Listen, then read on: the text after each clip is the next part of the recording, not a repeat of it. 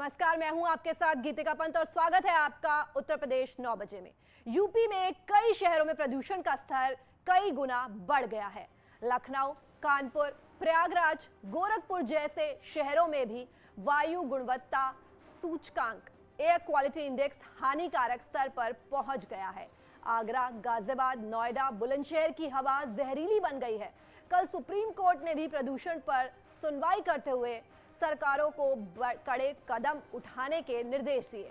इसके बाद नोएडा में यूपीपीसीबी ने कार्रवाई करते हुए बिल्डर और कंस्ट्रक्शन साइट्स पर जुर्माना ठोका।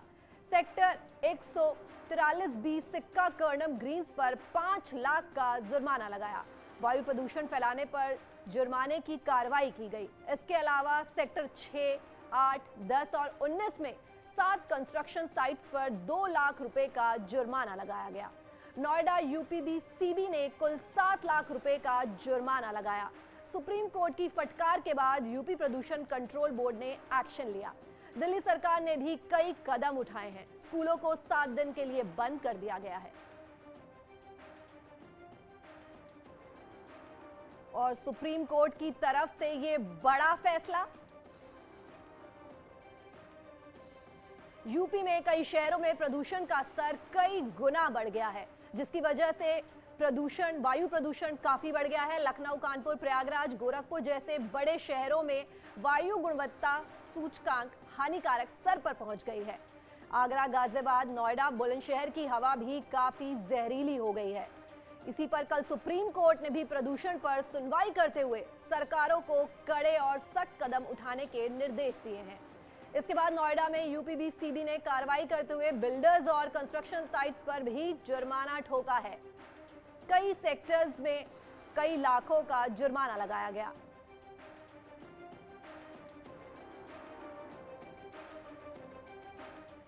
यूपी में प्रदूषण को लेकर AQI किस स्तर पर पहुंचा है, जानते हैं हमारे रिपोर्टर्स से। गाजियाबाद से अमित राणा, मेरठ से निखिल अग्रवाल, हापुड़ से विपिन गिरी। तो सबसे पहले चलते हैं हमारे संवाददाता गाजियाबाद से अमित राणा के पास। कल सुप्रीम कोर्ट के निर्देश के बाद क्या एक्शन लिया गया?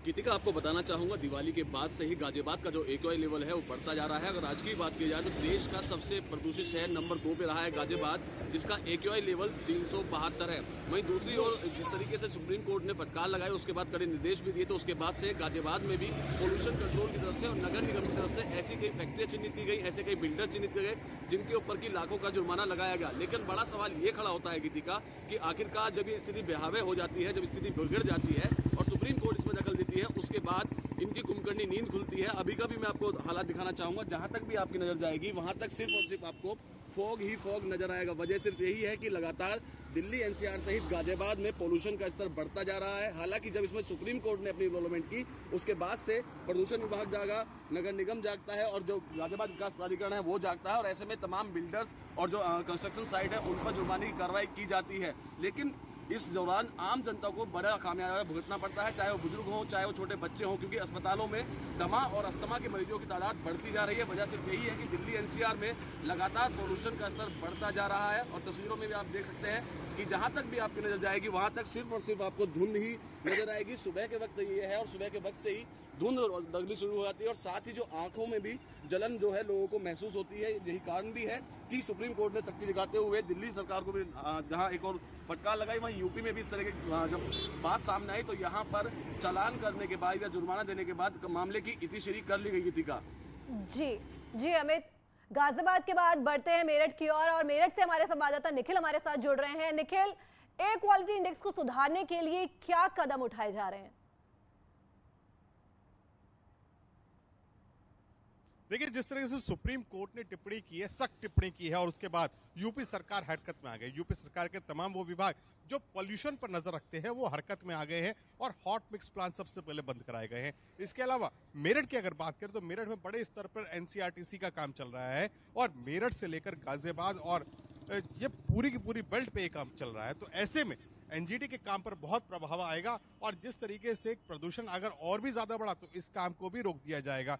यानी प्रधानमंत्री के जो सपना है, ड्रीम प्रोजेक्ट है, उस पर भी कहीं ना कहीं प्रदूषण की मार पड़ सकती है। जो कंस्ट्रक्शन साइट चल रही थी उन्हें भी बंद कराने की कोशिश की जा रही है। लेकिन जिस तरीके से AQI लेवल यानी एयर क्वालिटी इंडेक्स अभी भी 300 के पार बना हुआ है, ये एक बड़ी चिंता का विषय है। अभी तक लोग समझ रहे थे कि दिवाली के पटाखों का धुआं है, लेकिन दिवाली के पटाखों का धुआं नहीं है।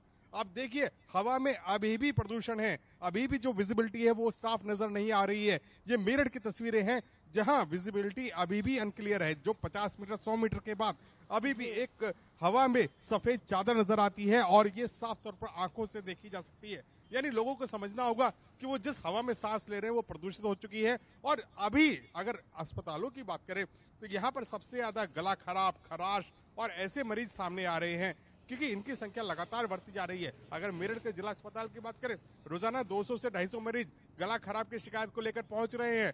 अस्पताल में डॉक्टर्स ये कह रहे हैं कि अभी मॉर्निंग वॉक से परहेज कीजिए, क्योंकि अगर मॉर्निंग वॉक सेहत बनाने के चक्कर में कहीं अपनी सेहत से आप खिलवाड़ न कर बैठे, क्योंकि सुबह के समय जो स्मॉग की स्थिति है वो वाकई में भयावह है। वो अभी भी आपको कोहरा जैसा नजर आता है, लेकिन ये कोहरा नहीं है जनाब, ये स्मॉग है, यानी हवा में फैला प्रदूषण है जो आपके लिए जानलेवा भी हो सकता है। जो जिस तरीके से अस्थमा और खांसी के मरीज लगातार बढ़ रहे हैं तो उसको लेकर एक चिंता भी जताई जा रही है कि लोगों में कहीं ऐसी दिक्कतें पैदा ना हो जाएं। जो पोस्ट कोविड है, जो डेंगू के मरीज हैं, जो और दूसरी बीमारियों से पीड़ित लोग हैं, उनको खास तौर पर घर पे रहने की सलाह दी गई है और उन्हें कहा गया है कि अगर जो जरूरी काम है तभी घर से बाहर निकलिए। वहीं स्कूल्स अभी भी मतलब जिस तरीके से चल रहे हैं तो वहां भी एक गाइडलाइन जारी की है कि मास्क लगाएं ताकि इस स्मॉग से बचा जा सके। अभी तक कोरोना से बचने की बात कर रही थी, लेकिन अब स्मॉग से भी बचने के लिए मास्क अनिवार्य कर दिया गया है। गीतिका, जिस तरीके से अगर वेस्टर्न यूपी की बात करें तो गाजियाबाद प्रदूषित है, मेरठ भी 10वें नंबर का शहर है जिसका AQI लेवल बेहद खराब है। यानी पूरे देश में 10वें नंबर का शहर मेरठ है जिसका AQI लेवल बेहद खराब है। यानी यहाँ सांस लेना बीमारियों को न्योता देने जैसा है। लेकिन मेरठ में 26 लाख। जी धन्यवाद आप सभी का ये तमाम जानकारी हम तक पहुंचाने के लिए।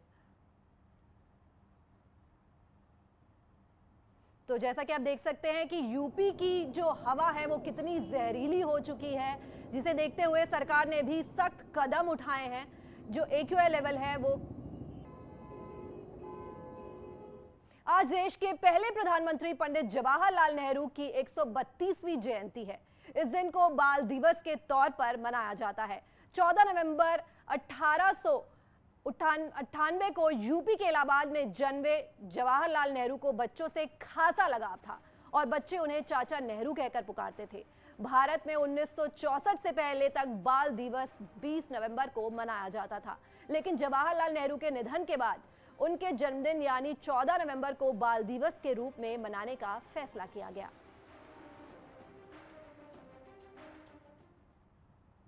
पीएम मोदी ने ट्वीट कर देश के पहले प्रधानमंत्री पंडित जवाहरलाल नेहरू को श्रद्धांजलि दी है। पीएम मोदी ने अपने ट्वीट में लिखा है, देश के प्रथम प्रधानमंत्री पंडित जवाहरलाल नेहरू जी को उनकी जयंती पर मेरी विनम्र श्रद्धांजलि।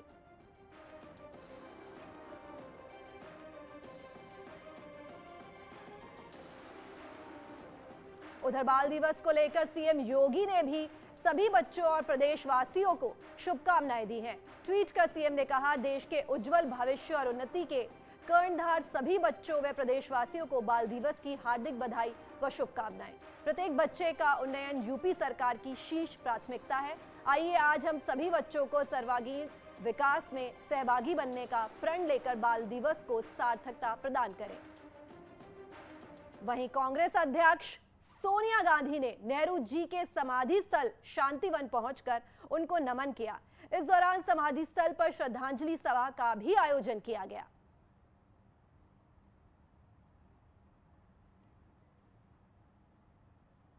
संभल पहुंचे कांग्रेस के वरिष्ठ नेता सलमान खुर्शीद ने अपनी खिताब से उठे विवादों को लेकर पल्ला झाड़ लिया। उन्होंने कहा कि विवाद पैदा करने वाले सेम और सिमिलर का मतलब नहीं समझ पा रहे। हिंदू धर्म शांति देने वाला है, अदालत सभी की है, उन्हें हिंदू धर्म से कोई तकलीफ नहीं है।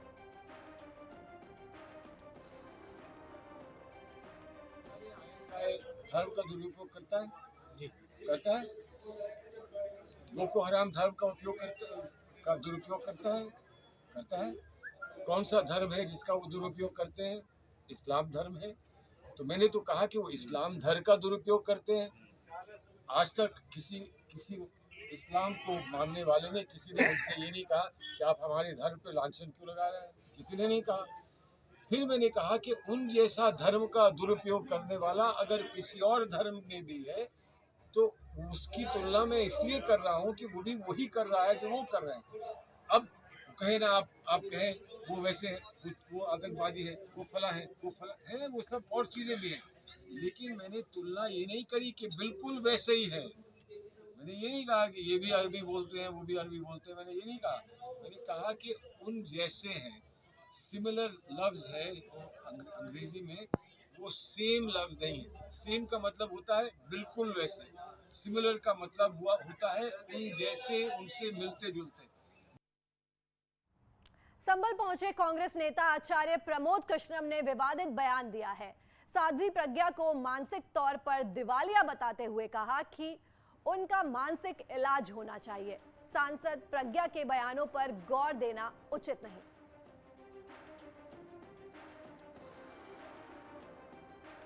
साध्वी प्रज्ञा मानसिक रूप से दिवालिया हो चुकी है, पागल हैं, उनको मानसिक रूप से उनका इलाज होना चाहिए। मैं भारत के लोकसभा के स्पीकर से निवेदन करना चाहता हूँ, प्रधानमंत्री जी से निवेदन करना चाहता हूँ, साध्वी प्रज्ञा जी के बयानों पर प्रधानमंत्री खुद खेद व्यक्त कर चुके हैं और दुख होता है, तो ऐसी सांसद के बयानों पर प्रतिक्रिया देना। 2022 चुनाव को लेकर उत्तर प्रदेश में इस वक्त सियासी पारा काफी गर्म है। आज अखिलेश यादव कुशीनगर में विजय यात्रा निकालेंगे। आज अखिलेश यादव के तीसरे चरण की यात्रा का दूसरा दिन है। तो वहीं बुलंदशहर में प्रियंका गांधी प्रतिज्ञा संवाद के जरिए कांग्रेस कार्यकर्ताओं में उत्साह भरेंगी। इसके साथ ही लखनऊ दौरे के तीसरे दिन रक्षा मंत्री राजनाथ सिंह कार्यक्रमों में शिरकत करेंगे।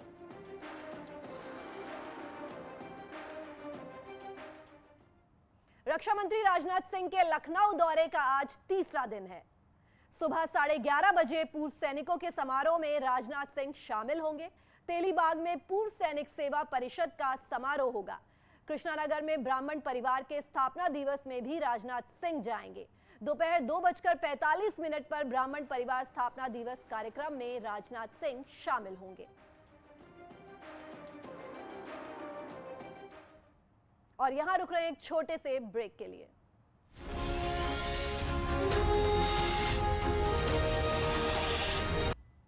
स्वागत है आपका। ब्रेक के बाद आजमगढ़ में सीएम योगी ने जनसभा को संबोधित करते हुए कहा कि 2017 के बाद पूरे प्रदेश में हालात बदले हैं। लोगों की नजर भी बदली है और नजरिया भी बदला है। परिवारवाद की राजनीति से आगे निकलकर हमारे लिए पूरा प्रदेश ही परिवार है। सीएम योगी ने इशारों में आजमगढ़ के नाम को आर्यमगढ़ बनाने का संकेत दिया। सीएम योगी ने अमित शाह की सलाह मानते हुए जनसभा में भी मंच से ही यूनिवर्सिटी का नाम सुहेल देव पर रखने का ऐलान कर दिया। यह विश्वविद्यालय जो आज यहां पर जिसकी आधारशिला रखी जा रही है, यह विश्वविद्यालय आजमगढ़ को सचमुच आर्यमगढ़ बना ही देगा, इसमें अब कोई संदेह होना ही नहीं चाहिए। माननीय गृह मंत्री जी ने महान हिंदू रक्षक महाराजा सुहेल देव जी के नाम पर आजमगढ़ विश्वविद्यालय के नामकरण के बारे में अपना बहुमूल्य सुझाव दिया है। हम आदरपूर्वक आजमगढ़ में बनने वाले इस विश्वविद्यालय का नाम महाराजा सुहेल देव के नाम पर करने की भी राज्य सरकार की तरफ से घोषणा करते हैं और पूरे आजमगढ़ वासियों को मैं इसके लिए बधाई देता हूं। खबर रामपुर से है। जेल में बंद सांसद आजम खान की विधायक पत्नी तंजीम फातिमा ने अमित शाह के जैम वाले बयान पर पलटवार किया है। तंजीम फातिमा ने कहा कि आजम खान ने हमेशा जिन्ना की विचारधारा का विरोध किया है। उन्होंने कभी पाकिस्तान का समर्थन नहीं किया। मोहम्मद आजम खान की पत्नी तंजीम फातिमा का अमित शाह के जैम वाले बयान पर पलटवार। यह अफसोस की बात है कि आजम साहब का नाम जिन्ना के साथ जोड़ा। तंजीम फातिमा आजम खान हमेशा एक मजबूत साहब जो कि एक सांसद भी हैं उनका नाम जिनाह के साथ जोड़ा माननीय गृह मंत्री जी ने, क्योंकि आज़म खान साहब एक शिक्षा सांसद होने के साथ साथ एक शिक्षाविद भी हैं। आज़म खान साहब हमेशा से ही एक मजबूत दृढ़ राष्ट्रवादी रहे हैं। फिलहाल इस बुलेटिन में सिर्फ इतना ही। आगे खबरों का सिलसिला यूं ही जारी रहेगा।